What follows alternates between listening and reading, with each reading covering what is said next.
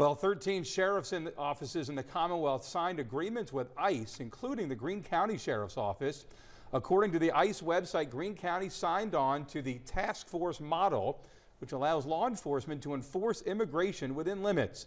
Virginia's 2 U.S. senators, both Democrats, say it's up to local jurisdictions to decide what's best for their constituents.